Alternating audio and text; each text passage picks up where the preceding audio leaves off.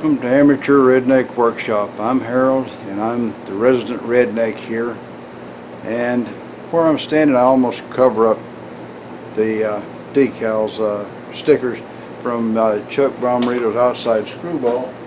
That's one there and that's one there, and Chuck's a certified nice guy, so I like to plug his channel every once in a while. Anyway, I guess some of you witnessed my very embarrassing hose making up video where I discovered that I was an idiot, and I'm sure somebody probably thought to ask, well, if you spent 45 years working in evil polluting chemical plants and evil polluting refineries where they have thousands of hoses, how could you not know how to make one up properly? And the only excuse I can say is it was never my job. You know, most of the places they were made at the warehouse. One place they were made by the pipe fitters, but us operators never touched them. You know, well, we touched them, we dragged them around the unit and used them. And, you know, there was a nice variety of couplings. Old guys like to tell about previous experiences, but nobody wants to listen. Anyway,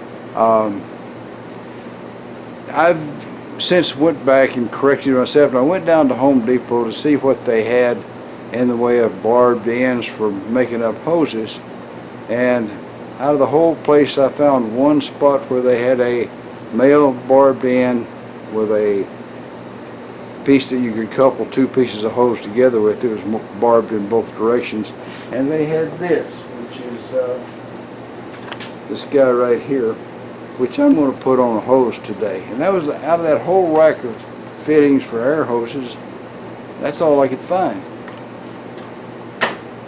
I used to go to Harbor Freight and buy air hose stuff, but after having two of them explode on me, I decided I'd rather stay alive in, you know, good condition than to buy their junk. I had one time I had one of those little air nozzles you blow things with. I plugged that on the end of my air hose, and when I did, it just exploded. And I don't know where all the pieces went. And another one was a coupling like this, hooked onto my impact tool. I was sitting on a laundry soap bucket doing a brake job on my whatever the car was I had at the time, and I just tossed it from knee high, you know, 'cause I mean I was sitting down, and tossed the impact tool down on the floor, and the tool landed first, not the hose or anything. But when I did that, kaboom!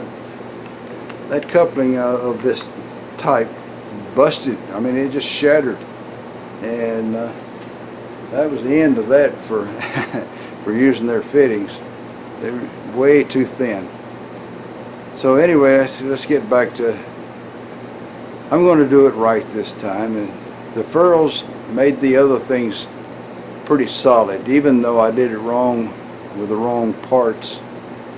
I've yanked on it, pulled on them, and I guess the furrow makes any kind of an irregular surface under it latch on pretty good to the hose. But like I said, we're going to do it right here real quick one time, and then I'm never going to mention it again. Now, some of you might have noticed in the intro to my videos there's a written warning there that says the person you see here doesn't know anything about the subject matter. And you probably thought that was a joke, but no, I do stuff I've never done before here, and sometimes I really screw up, you know. So there's your warning. I mean, you've already been told don't do this at home. I'm a professional redneck, you know. All right, let's get on with putting the right barbed end on a hose. So I got to get the fitting out of the blister pack. Oh, I can't do it with a fingernail file. No.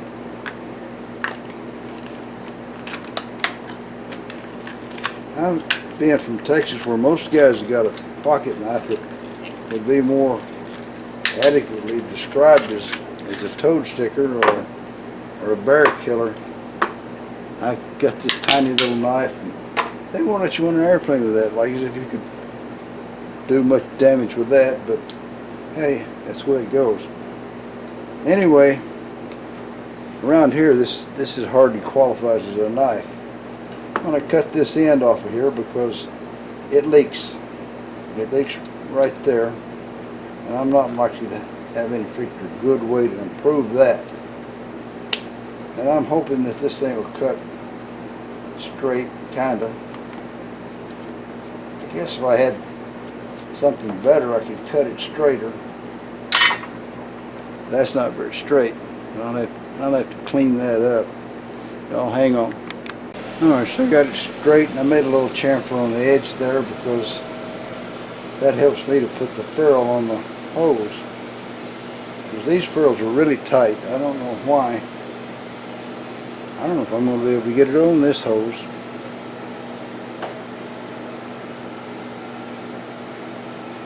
Well, okay, I got the ferrule on the end. It wasn't easy. I basically went around it, stuffing it in with a screwdriver, just a fraction of an inch at a time. But it's in. So, and this has been described as something that might need a little oil on it. So I'm going to put a little oil on this thing, and we'll try to shove the barb in there. And I had a heck of a time getting this barb to go in there. I used my arbor press to push it in. So now I'm going to take this guy and we'll crimp it a little bit, and I'm going to try to work my way around it here at 90-degree angles to where I just squeezed. This is a lot harder to squeeze now that I've got got that barb in there. You can see it's starting to form up though, so I'm just going to work my way around.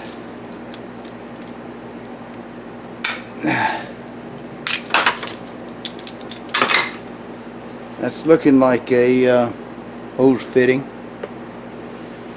I'm going to clamp it one more time on this side here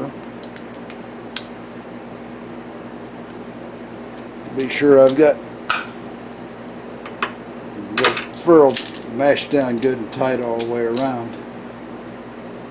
And it looks like it is.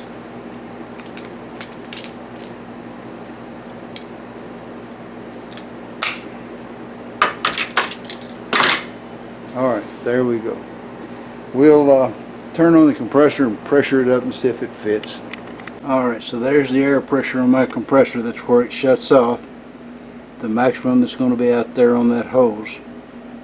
And here's our fitting. And I've got it tied down so that if it should break, it won't come loose. But I felt all around here there's no air leaks, and that's why I was changing the end on that one, to get rid of the air leak. Okay, so there doesn't seem to be any leak anywhere now, so maybe the compressor won't start every 20 minutes. I ordered a bunch of the barb ends in both male and female screwed fittings for 1/4-inch pipe from McMaster Carr. But in the meantime, I've wired off the ones that are made wrong, just in case they want to come undone. They won't at least go flying around and smack me in the head. And then we'll redo them later. I just have to wait till my order arrives from McMaster Carr and do all that over again. I won't make a video of it though, I promise. Seems like Clotilde, Boudreaux's wife, got to want some deer sausage, and so she told him it was time for them to go deer hunting. They took off down to the deer lease down there. He brought along his deer rifle, and he brought a .22 rifle for Clotilde. He stuck her in a blind there, and he walked on back down in the woods to the next one. He hadn't hardly got there, and he heard her fire a rifle. Then he heard her screaming, and he didn't know what was going on. He took off running back down there.